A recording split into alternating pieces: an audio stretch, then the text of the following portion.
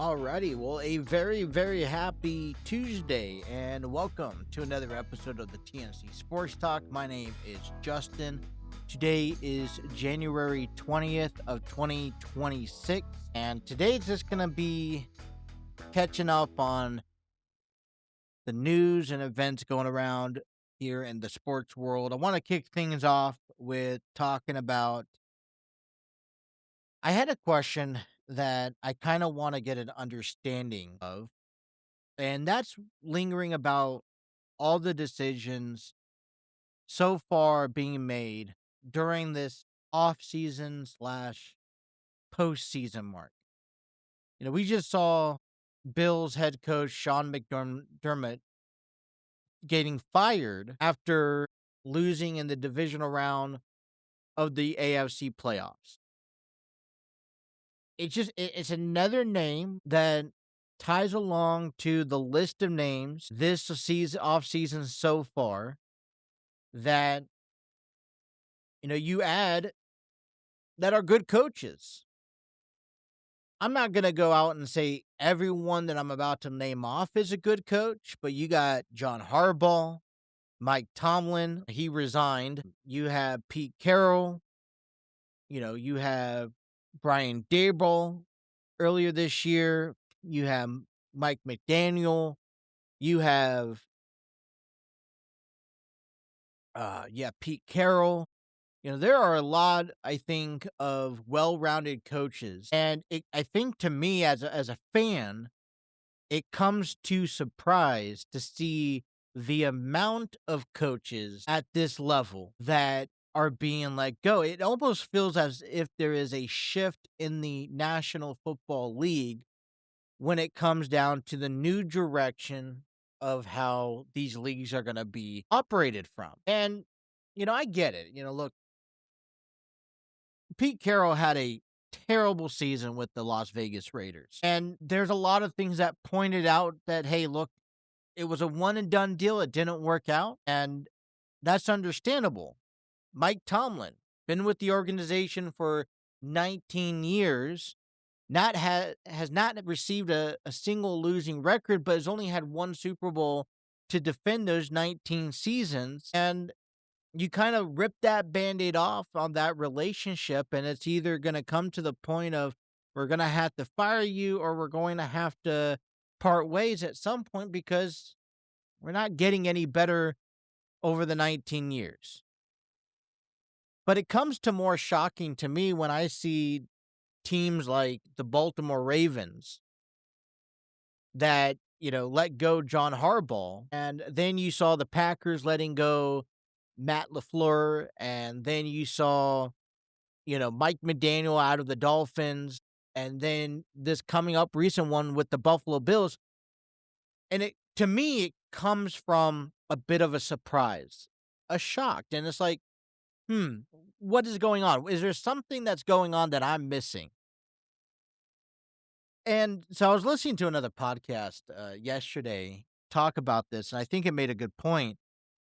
There is a window period for a chance to win as a head coach and take your team to the Super Bowl.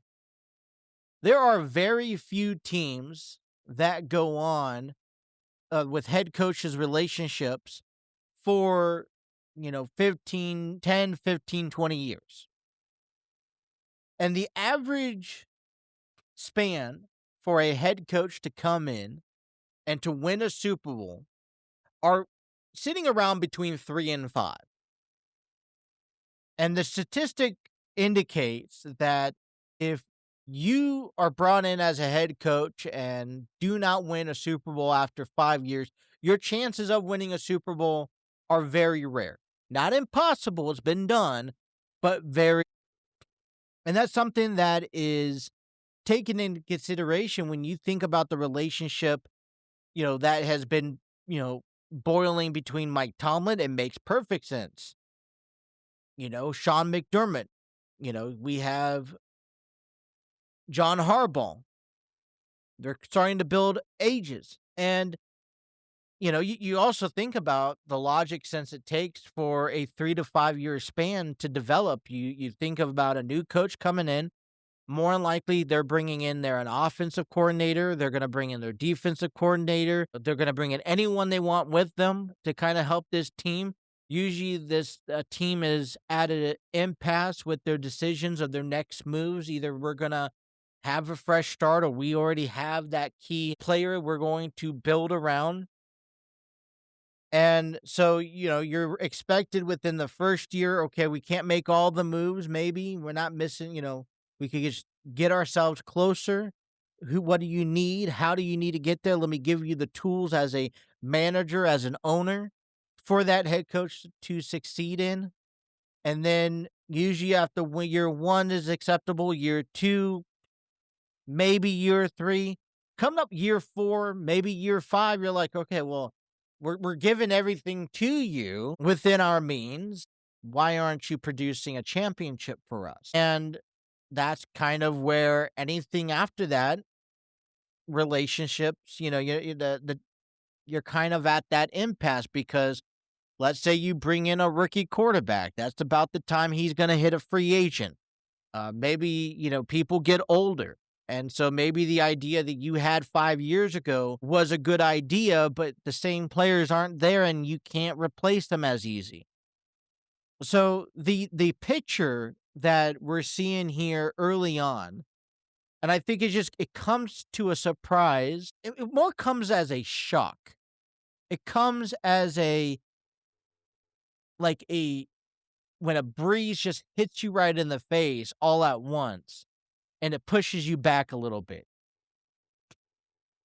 You can see where a lot of these things need to happen in these organizations, but you just didn't quite expect these teams to take those approaches immediately. And so you tied that back a lot around to the Cincinnati Bengals and Zach Taylor. Well, guess what?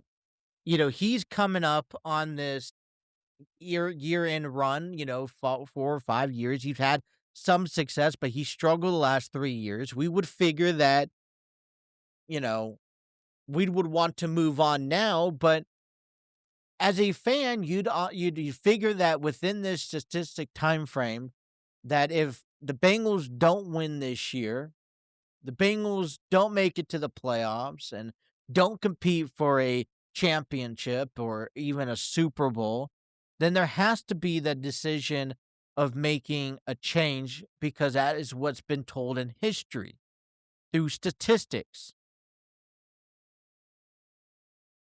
It sucks because as a fan, it is more of a waiting game. It's a patience. We're going to have to wait around because, because Mike Brown thinks that this is a good idea.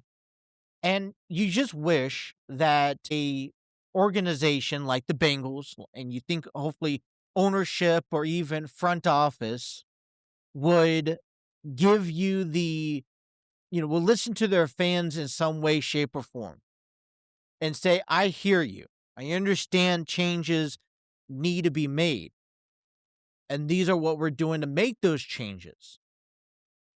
But I also think, we made it apparent this past winter that we are, that we want change. Someone bought a billboard and put fire Zach, fire Duke, and save Joe Burrow. So in hindsight, it's frustrating because we're as fans, as Bengals fans here, we see everything unraveling in the NFL. We're seeing this new shift from the head coaches and being parted ways with, good head coaches. This isn't only just the Arizona Cardinals. This isn't only the Tennessee Titans and the Miami Dolphins. This is the Baltimore Ravens. You think about the new head coach going into Baltimore, and they have it all. They have Lamar Jackson. They have Zay Flowers and Rashad Bateman. They have Derrick Henry. They have a prominent defense. You think about who's coming in to take on the Buffalo Bills. You have Josh Allen. And where is our little piece of the pie in all of this? Because we're seeing other teams around us making changes and making improvements. And it kind of makes me feel that the Bengals are just sitting back and they're comfortable. Look at this. The AFC North has been flipped upside down. You have the Mike Tomlin stepping aside, so there's going to be a new head coach in Pittsburgh. And by the way, they don't have a quarterback to build around, which I feel like that's the forefront. Every team has to have a quarterback to build around. You don't have nothing. It doesn't matter if you're a defensive team or not. If you don't have a quarterback, you're not going to win. The Ravens, they have a lot of the pieces. It just depends who their head coach comes in. Who does that next head coach look like? And how well is he going to get along with guys like Lamar Jackson? I was listening to pieces of the Ravens manager's press conference, and I thought it was funny because I know he doesn't come around often, but when he does come around, it was fun to hear from him. He was very engaging, and he just flat out said, look, Lamar Jackson's going to be a part of those meetings. He's going to fly out. He's going to partake in our new search, but he doesn't get the final decision. As a matter of fact, he has no decision. He has input, but he has no decision about the future of this organization. And I just thought that was a little bit comical hearing that from management, from the Ravens. They got a new head coach. The Browns are going to be looking for a new head coach. And so the only secure team right now that seems to have anything put together is coming from the Cincinnati Bengals, and they missed out on the playoffs. And it's the same team in the AFC North that has been calling for their head coach to be fired, and yet Mike Brown and the ownership and front office deciding, hey, we're going to keep Zach Taylor.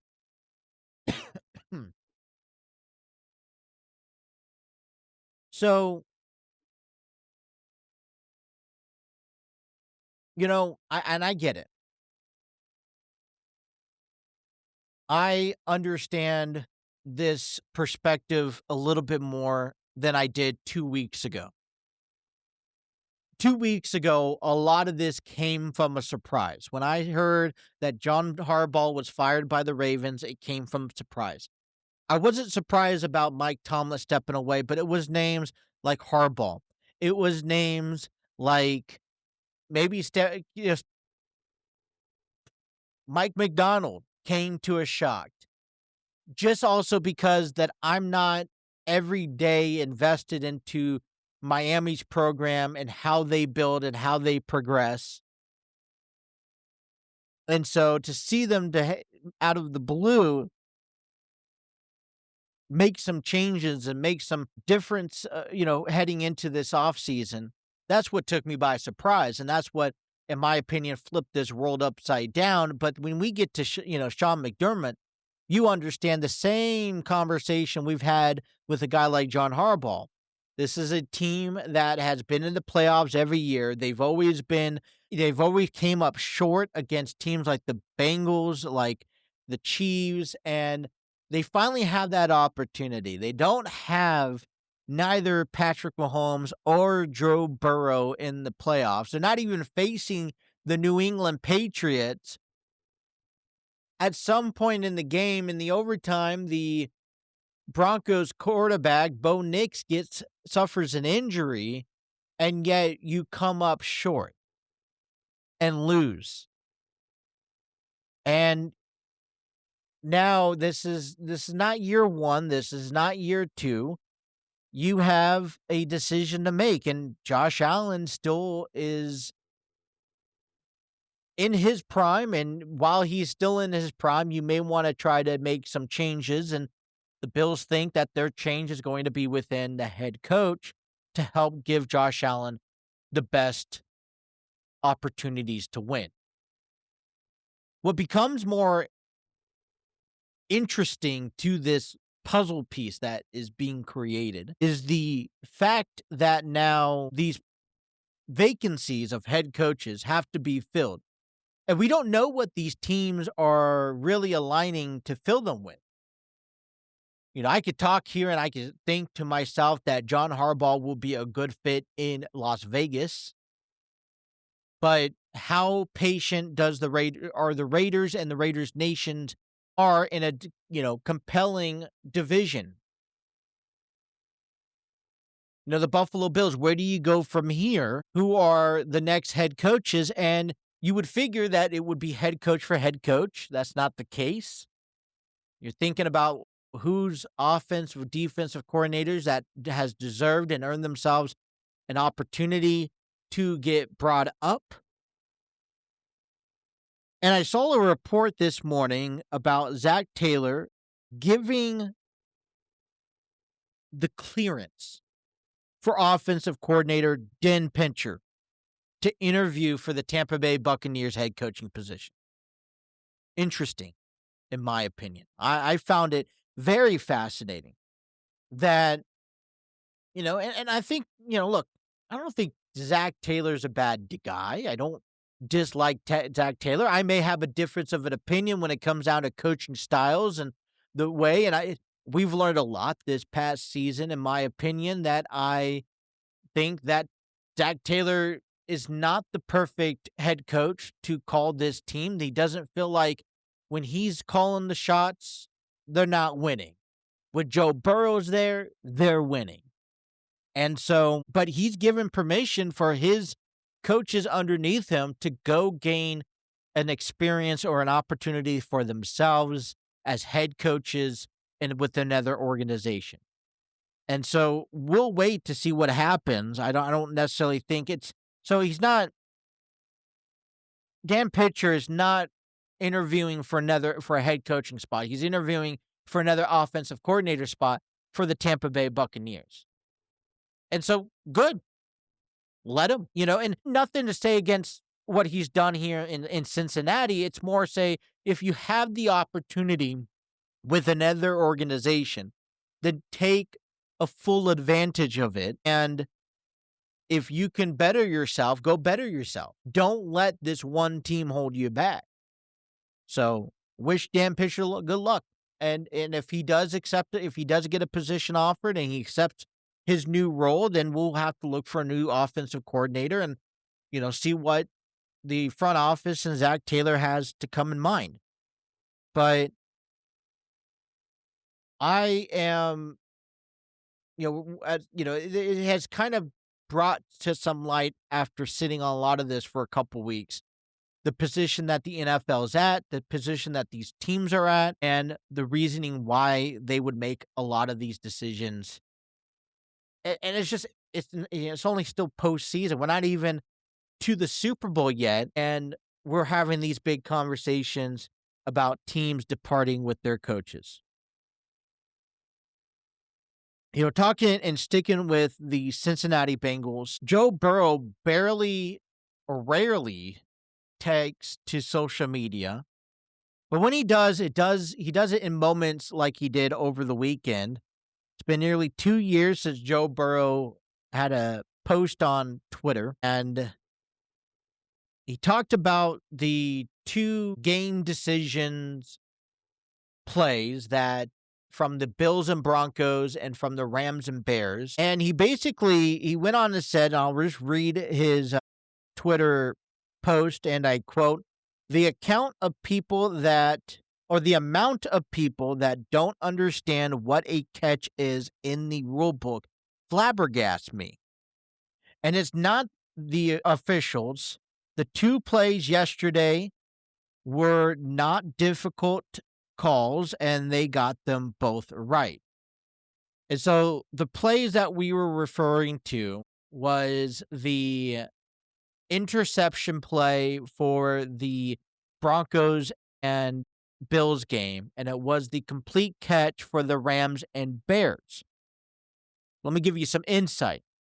You would have to go back and look at this picture on social media, but the first call, which was the Bills and Broncos, which was a interception, as Cooks was coming down with the ball, he was still obtaining possession of the ball and it was not ruled down by contact because the defender was also fighting for possession of the ball. And so people would assume that Cooks was down by contact when in reality he wasn't, because he was still obtaining possession on the ball, which by the time he gained possession of the ball, he was not down by contact. And then the defender took the ball away from him. And once the ball was taken away from him, the defender received it down by contact, and then it was ruled as an interception.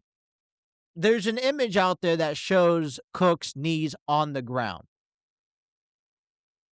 but they were fighting over the ball. It was one thing where the defender was making a tackle to take him down, but he was fighting for the ball, which didn't lead to the takedown. So the other play was the Rams and Bears, where it was ruled as a complete catch because you had multiple defenders trying to tackle the Rams offensive receiver at the time. And his knee was on the ground. He had sole possession of the ball, and it was a tackle, not a just pure fighting over the ball. It could be very confusing.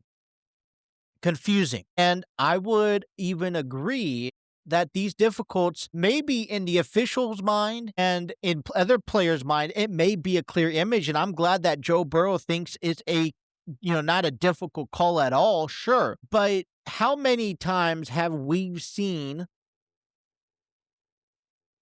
these calls could go either way? And that's my point that I'm trying to make out of this. Is that the rule book is always changing. The definition of what's a catch, what's not, in these situations always get defined and becomes a different story, depends who you ask. And so it may say one thing in the rule book, but it's worded in a way that unless you live, breathe, and bleed football all the time and you see it, and the rarity of these plays. I mean, throughout the regular season, it's not as much of an importance for a play like this. Yes, it gets its attention, but it's not as argumentative as you would see compared to what is done in the postseason because every play counts. Yet if someone gets the wrong play, that can cost somebody a season, as you've seen here with the Bears and the Bills. And so, maybe as a fan, there is room for discussion. I'm glad that Joe Burrow was able to clarify it from his point of view, what he felt these calls were right or wrong. He didn't go do it in a angry attitude. He wasn't furious. He wasn't arrogant when he said any of this. He just explained that, he was a bit astonished that people aren't not familiar with the clear rule of the book, which can be deceiving at times, and that these catches were the right calls to make. Now, these were also standstill, shots of what took place. It wasn't, but these referees also have to make these calls in live time. They have seconds, milliseconds to respond to an action that's going 100,000 miles an hour. I mean, you got to give some credit. If these are the right calls, you have to give these credits to the officials. Yeah, there's replay, and sure, they're probably doing their justice to relook at the play, at their headquarters to make sure it is the right call. But to hear it from a different player sometimes is good. Now, I question, is that the same response Joe Burrow is going to give us if he was in that position? If he was Josh Allen, threw that pass to Jamar Chase, and along the line, as Jamar comes down with the ball, trying to receive receptions, if that's the same situation, would it be a different statement? I don't know. What I do know is that People look at this very seriously. And like I said, I want to hear what you guys think. Was those plays the right play? According to Joe Burrow, that was the case. And it's good to hear from our players throughout the offseason. I want to know that they're there. I want to know that even though they've been eliminated from the postseason, doesn't mean that they cannot partake in still watching and supporting other teams and trying to better themselves for next year. But I thought that was something that caught my attention and was well deserved to be shared here on today's podcast. The Bengals have also made some transactions as they gave a contract extension to tight end Tanner Hudson. Hudson will be entering his 7th year in the National Football League, has only played 38 games with 2 starts with Cincinnati. Tanner, he played for Tampa Bay back when they won the Super Bowl. He also, since 2022, he has received had 77 receptions for 674 yards, 4 touchdowns, and in 2025 alone, he had 19 receptions for 168 yards, 2 touchdowns, and it looks like he's not getting the everyday start. Maybe that's something that changes for Tanner down the road if we need to fill in a tight end position. But at least what I take away from this signing is that we're trying to figure things out, and it's a start. I'm not saying it's a great start, but I like Tanner. I like to see more of him. If he's able to have 2 touchdowns as a tight end, 168 yards on a year, I mean, those numbers could get up to possibly 500. You would figure that the opportunities will present itself when Jamar Chase and T. Higgins are being double teamed. So, I don't know. What do you think about that contract extension? Is it worth it? Let me know down in the comments. Does his numbers even hold water to being a tight end? It's not much of an improvement, but I think it solidifies some sort of stability heading into the upcoming season in the tight end position, which, trust me, we can use all the help that we can get.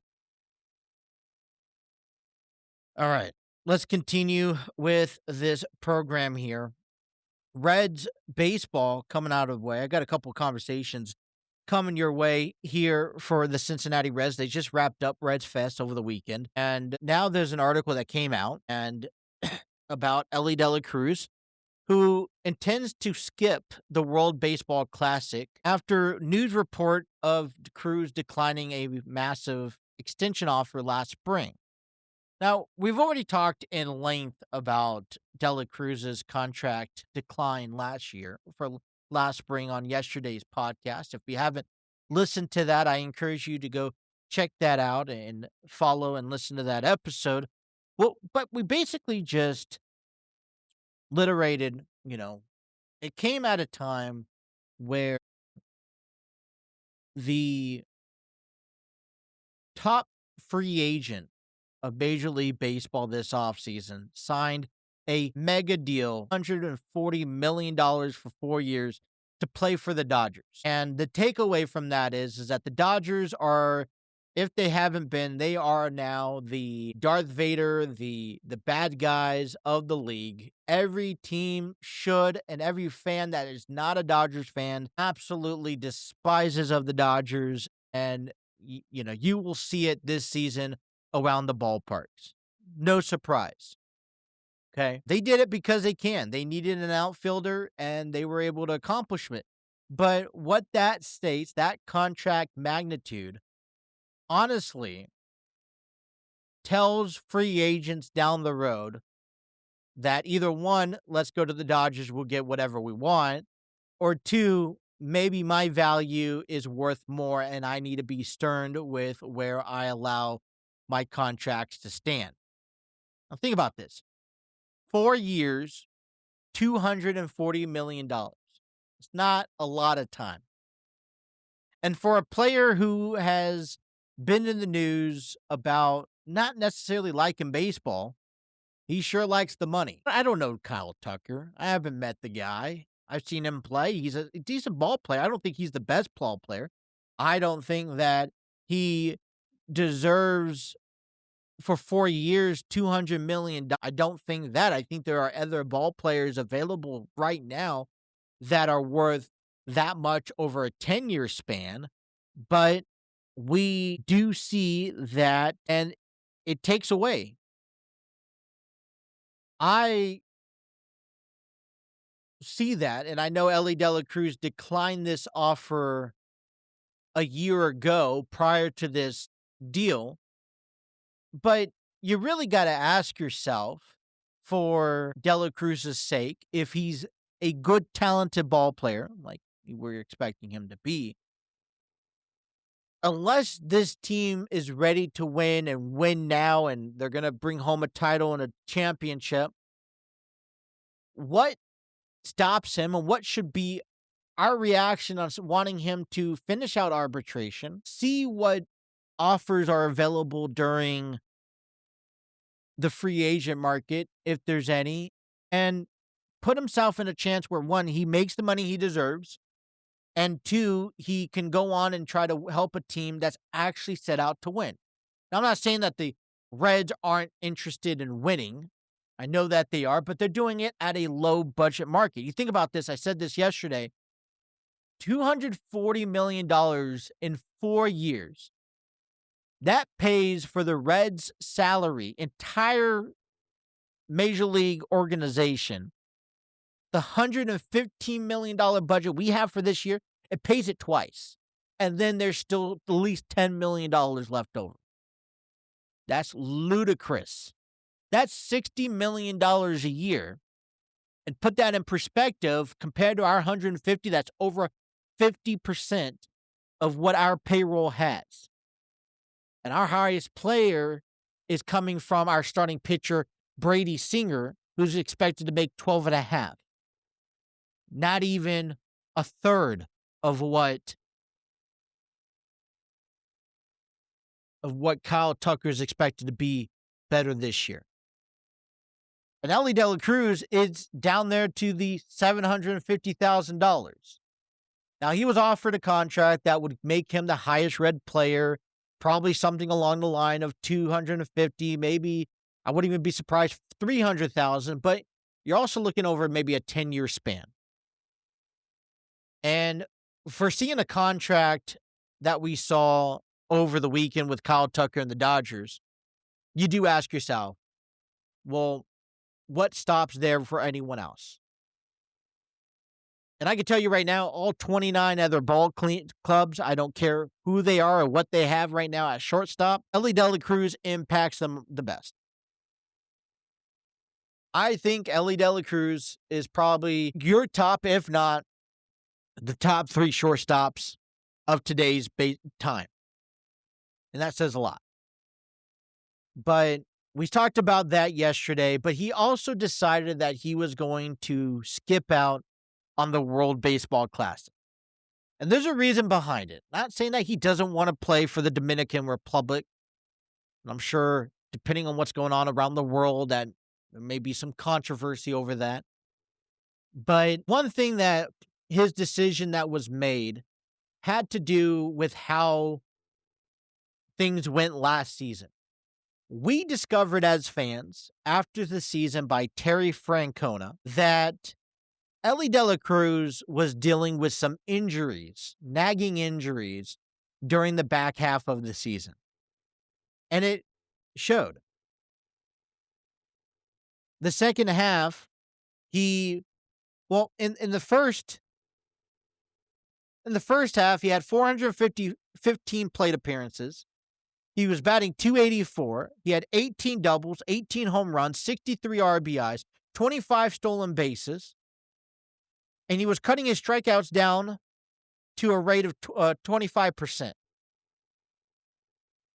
That's why he was named an All-Star. Okay? At the All-Star, he was 0 for 2 with a strikeout. In the second half, he had 284 plate appearances. He was only batting .236.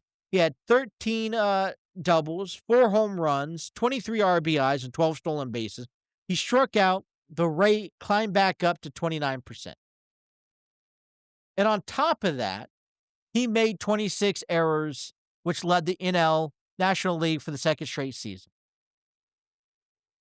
But that came after the season. Terry Francona came out during the winter meetings and admitted that Delacruz was playing hurt. And that could have affected his ability to be on the field. This is what Terry Francona said. He said, and I quote, "I didn't do a very good job of that, and I own up to that. I love the fact that he wants to play, and he's one of our rare guys where he can bring energy every day, which is really amazing. But saying that, he gets beat up so much, sometimes a day off after a night game might be really helpful for him." And that's true. I'm not denying any of that. And I'm glad that Terry Francona can acknowledge that, but how do you fix it this time? Because let's be real with each other. Ellie De La Cruz out of the lineup hurts us significantly. So how do you improve? How do you utilize him and get him his proper rest? Well, one, you have the designated hitter spot. You could get him off the field during some of the games, especially from night to day games or day to night, however you want to transition. You have these travel days. You have a day off, at least one day off a month. You can't tell me that you can't pair that up with the day before or the day after in a series and give him 2 days off in a month. It helps.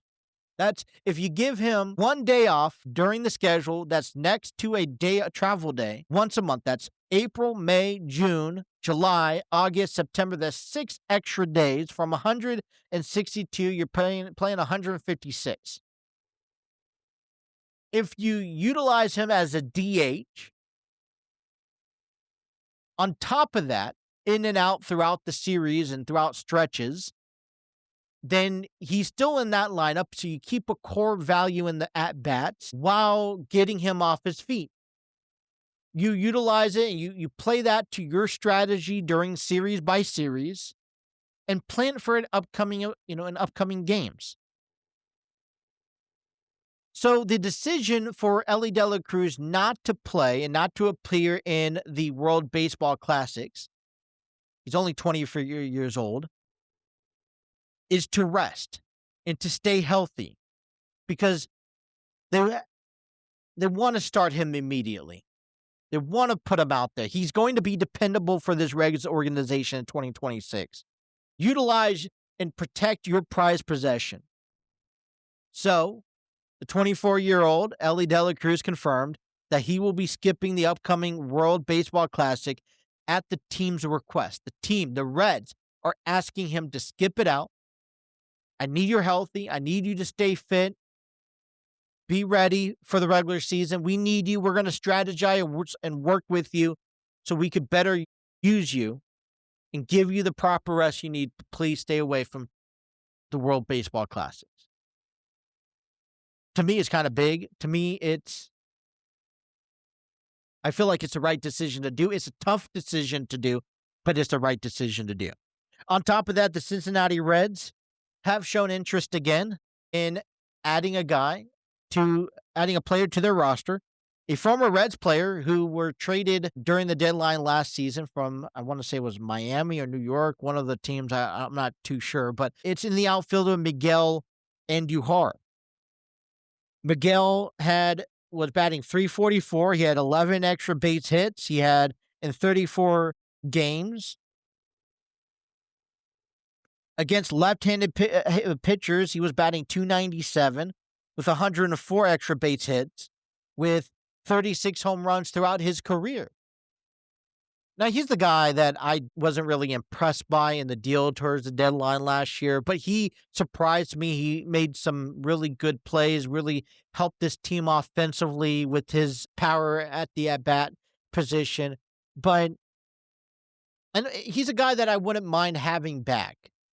You know, the Reds traded away Gavin Lux to receive left-handed pitcher Brock Burke to help depth in the outfield. And now that has also opened up about an extra $2.5 to $3 million in availability, that if we need to go sign another at bat, we can. And one of the things that I think we're missing, okay, I'm excited to see what JJ Bleday has to offer. I'm excited to see what Dan Myers has to offer.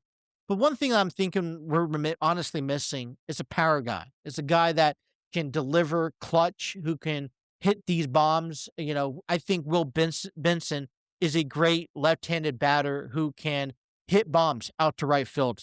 When he hits it, it's gone. I love it every time he hits a home run. But have that equal ability on the right side of the plate and hit it out to left field is something that I feel like we lack thereof. Tyler Stevenson, when healthy, he can have hot and cold streaks. Same thing with, Spencer Steer. Ellie De La Cruz is going to be Ellie De La Cruz. And other than that, I don't really have anybody, maybe Christian Encarnacion, Key Brian Hayes, not really much of a powerful guy. Matt McLean, same story. Who is your power guy that bats from the right side? And so when you think about this, no, this is not a luxury deal. This isn't a, Rice Hoskins. This isn't a Cody Bellinger. This is a guy where what he's profound, but what he's capable of Cincinnati. And if he could have the same year that he had the back end of 2025 with us, then why not at least give him the opportunity? It becomes an option for a trade deadline piece, conversation piece.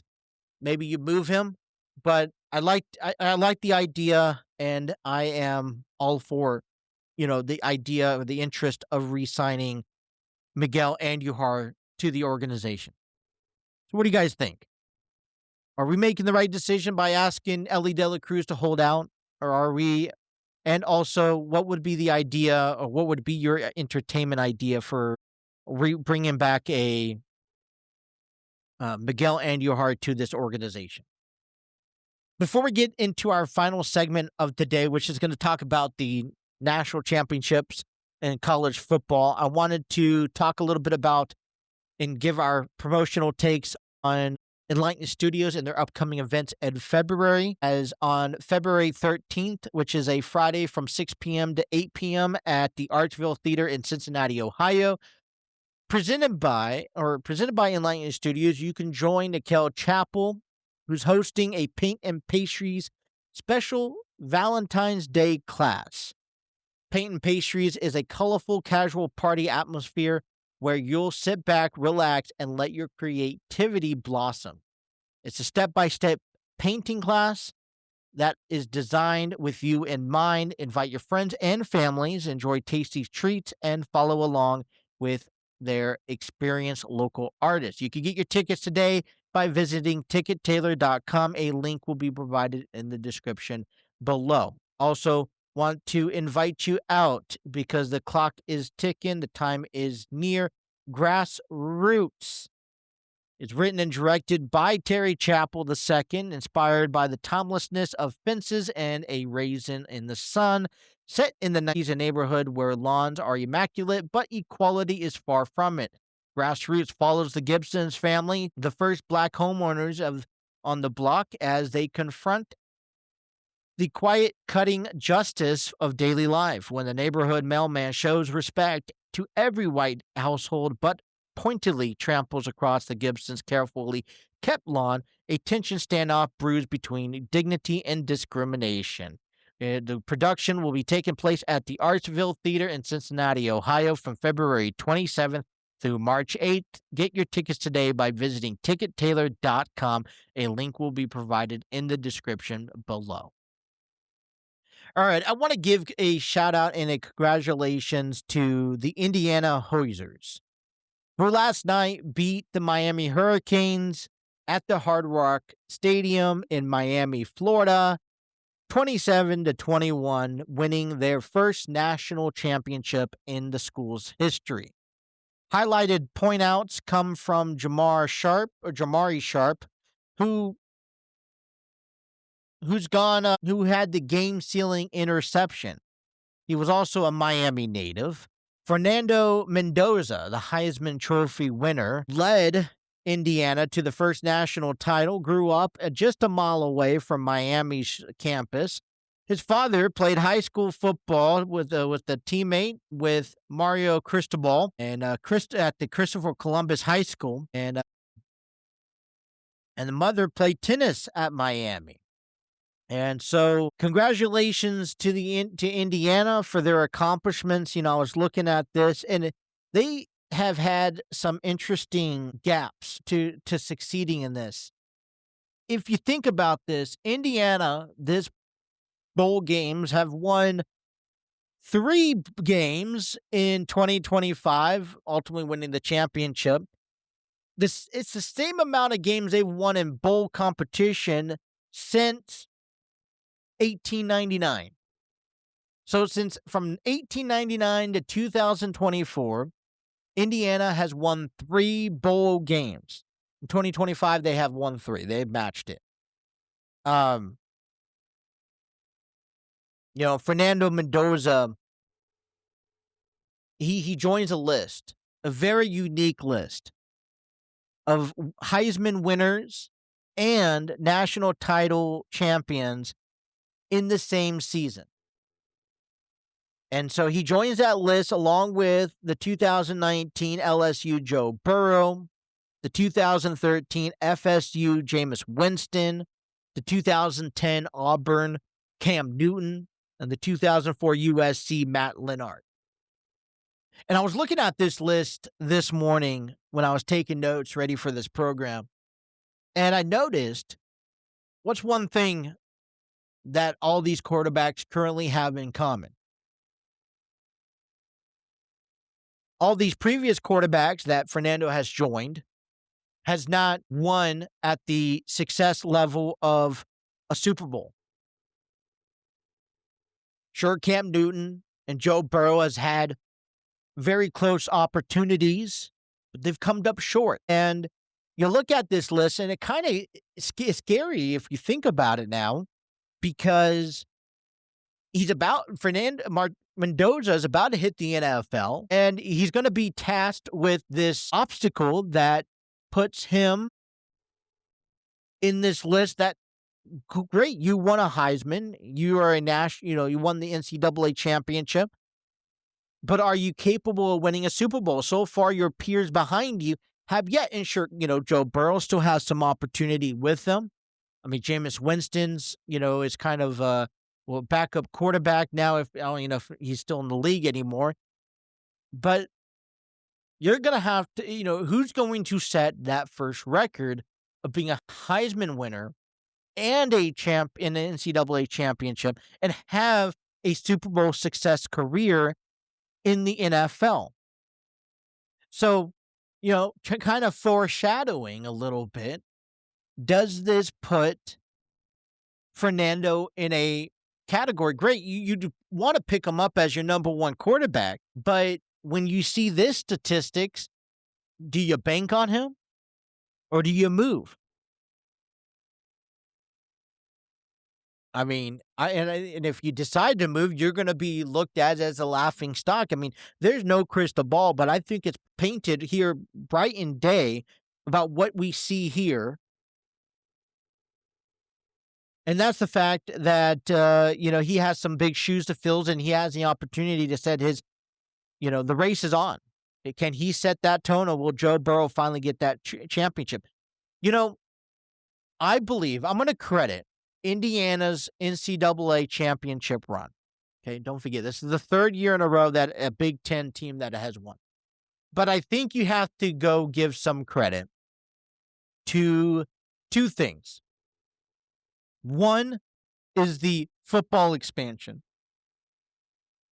Because if we didn't see the football expansion, sure, we'll see Indiana go. But that means you go an entire month without playing football, and you'd only have 2 games. Where now there's a reason in the middle of December to play, keeps the momentum going, keeps the players thriving and motivated, and in shape. And you don't have too much time to sit between the championship and the end of the NCAA season, especially for those who have a first-round bye. And, and I like it. I think it is a clear indication of what to expect over the next 5 to 10 years. I wouldn't see why they wouldn't want to expand it more. It gives more opportunities. And here's what I like about it too. You fill in more of these playoff implication games and bowl games, and it gives these bowl games a new meaning and reason to promote, because these teams aren't coming in with players sitting out because they're in the transfer portal. They're having a cause to win. One of the things that really frustrated me this bowl season was how many people declared for the portal and decided that they are going to sit out their bowl games because of that. For example, Cincinnati, the Bearcats. I was looking forward to them and playing in the bowl game earlier back in December. I was very disappointed because their starting quarterback sat out because he announced that he was going to hit the transfer portal. Now, it's good for him, and I want him to succeed. I want him to go off to the next school and have success, but I don't think the season's done until the end of the championship. And therefore, I don't believe, this is my opinion, and I get it, a lot of things are going on in college football, but if it was me, I would honestly restrict people from hitting the portal, requiring them to partake in bowl games of that their teams are elected to play, and they can't decide if they're going to hit the portal or not until after the NCAA championship game. So we're sitting here January 20th, 2026. Today would have been the big Black Tuesday of the NCAA college football, where teams can hit the portal, where players can hit the portal. So the expansion of the portal, of the playoff bracket, is one. And now my second one is the transfer portal. And so for me, I think it's good for the game. I think it's good at the college level, but I feel there are some tweaks and some refinements that need to be made in light of what we've seen this year. Look, I like to give all these teams opportunities. This is why I think a lot of people love March Madness, because it's a 64-team bracket that anyone has the opportunity for. I mean, San Diego State, all they have to do is win a couple of games and be very good in the month of March, and they could win the NCAA basketball tournament. Yeah, you have the similar, you have your top teams, of course, but they don't have a disadvantage. Maybe, they don't have home field advantage. They don't have the first possession of the ball first. It's strictly a bracket. They may have a first round bye, but that's it. They still have to beat everybody that they face. College football playoffs, same situation. It creates opportunity. Look at Miami. Look who they have beaten. For years, we've taken a look at Ohio State, Alabama, Georgia. Now we can, Michigan. And now we are in those conversations of bringing relevancy back to, Miami, putting Indiana on the map. They've had a remarkable season, winning the Big Ten and knocking off Ohio State. Ohio State's not in this picture. We are seeing the beginning process to what college football playoffs should really look like, an opportunity for every team who, has a successful season. They should get the same opportunity. And I think it's only going to change in due time. But congratulations to the Indiana Hoosiers for winning the college football national championships. I was going to get to my takes on Raw last night, but we are running out of time, under 4 minutes. So I will do that tomorrow. I will also share with you my 5 top female wrestlers from 2025 in the WWE. I invite you to weigh in who you think deserves to be in the top 5. Last Wednesday, we did our WWE's male wrestlers top 5. I had Dominic number 1, Gunther number 2, Trick Williams number 3. I saw John Cena number 4 and Cody Rhodes number 5. Well, we're going to give our females. So weigh in your comments below and let me know who you think should be in there. We'll get to some sports around the league about rumors and potential trades as we just inch closer for spring training. We have the championship games that will take place this Sunday, so I'll give you my takes coming up later this week as well. But yeah, it's look, I have a better understanding now than I did 2 weeks ago when we saw all these coaches land. I enjoyed Joe Burrow's input. Doesn't have to be right, doesn't have to be on point, but he gave us an input. He's interacting. I love the interactions. Just a little bit goes a long way for me. For a season that we want to quickly forget, knowing that we're going to keep Zach Taylor at the forefront of it, the more we can just start getting ready for next season, the more interaction we get with the players, I feel like the better off we're going to be heading into the new year. I commend Ellie De La Cruz for not playing in the World Baseball Classic. And, I don't think Miguel Andujar is a bad deal. If that's the only person that we could pick up, then bring him back. Like I said, we know what he's capable of as a Reds last year. And if his success rolls over until this year, hey, it just helps us out trying to get to a playoff spot. And then, look, Indiana's made some really big history, first time in school history to winning the championship. And Fernando Mendoza becoming a Heisman Trophy winner and a champion to national title is joining the list with Joe Burrow and Cam Newton and has the opportunity to race and have success in the NFL levels. But that is all the time we have for you guys today. I want to thank everyone for tuning in. Please be sure to hit that like, share, and subscribe button. Have those notifications on. Follow us on our social media pages. Engage, interact with us on our Facebook, Instagram, Twitter, TikTok, you name it, we're on it. And be sure to download, follow, and have those notifications on any of your audio podcasts. And if we're not on there, let us know. We'll get on there. So that is all the time. We will be back tomorrow and have another great day. So, hey, stay warm, stay dry, stay safe, and enjoy the rest of your evening. Take care.